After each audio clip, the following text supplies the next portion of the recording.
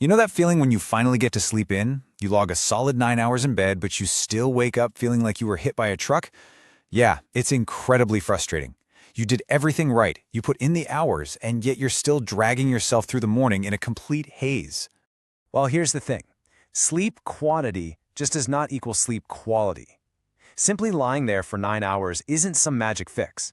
What your body actually needs to refresh and fire on all cylinders is continuous, deep sleep.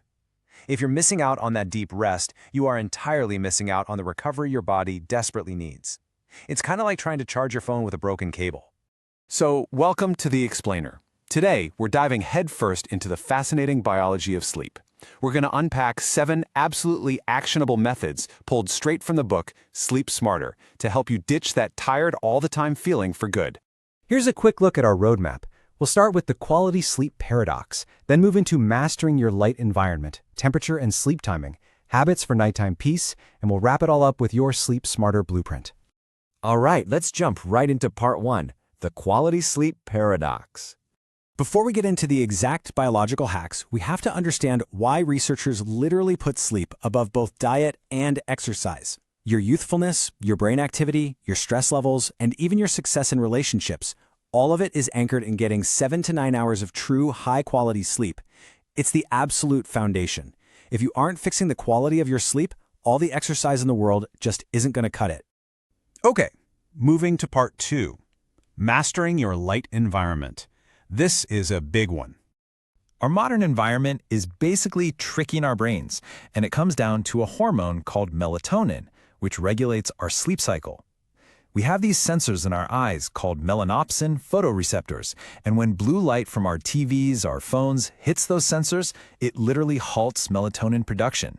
Your brain thinks it's still daytime. Doctors warn this can easily rob you of an hour or more of quality sleep every single night. So what's the fix? Ideally, avoid screens entirely for 2 to 3 hours before bed. I know, that takes serious willpower. But if you absolutely have to look at a screen, turn on a blue light filter or reading mode. It turns the screen this kind of orange color, which restricts that melatonin-killing blue light from getting in your eyes. Now get this is wild. Your skin actually has light-detecting sensors too. You might think slapping on an eye mask solves the problem, but even with your eyes covered, your skin's photoreceptors can detect the light in the room. They send a message to your brain to stop producing melatonin. You end up getting conflicting signals, and you can waste up to 50% of your sleep quality. The solution here is completely straightforward. Make your room as pitch black as humanly possible. Blackout curtains, the whole shebang. If you absolutely need a nightlight, swap it for a red bulb. Red light is way less disruptive, so it lets you hold on to that precious deep sleep. All right, let's look at part 3, temperature and sleep timing. Check out this number, 1 degree Celsius. In a super fascinating study, folks with severe insomnia were given these special thermosuits to wear to bed. The suits just did one thing. They dropped the patient's core body temperature by exactly 1 degree Celsius. The result? No way! They experienced a massive increase in sleep quality, basically sleeping just like people without insomnia. Dropping your body temp is a huge biological trigger for deep rest. Now, it sounds totally backward, but think about a bath. A cold bath wakes you up, right? It makes you feel fresh. But if you take a hot bath, your core temperature goes up initially, and then, crucially, it gradually cools down afterward. This creates the exact biological state you need for perfect, deep sleep. So to mimic that insomnia study, try these habits. Take a warm bath a couple of hours before bed. Ditch the heavy pajamas, and honestly, try sleeping naked. These simple steps naturally lower your core body temperature so you can drop into a much deeper sleep. Okay, let's talk about the elephant in the room. Caffeine.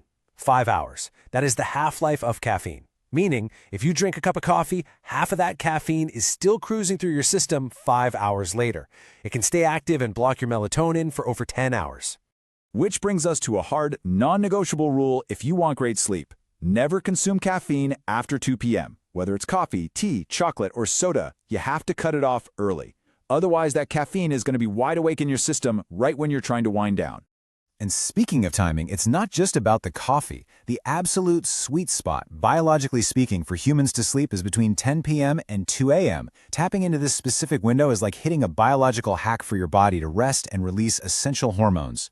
One of the big ones is human growth hormone, basically the youth hormone.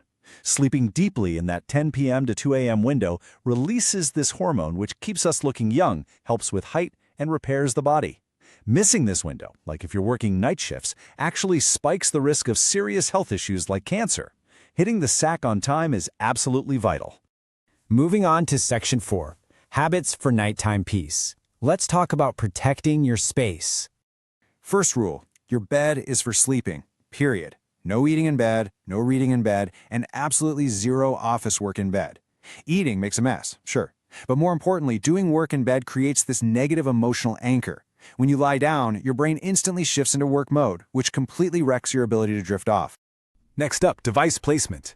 Get that smartphone at least 2 meters away from you. Not only does this keep you out of its electromagnetic field, but if you use it as an alarm, you actually have to get out of bed to turn it off. Say goodbye to the snooze button temptation.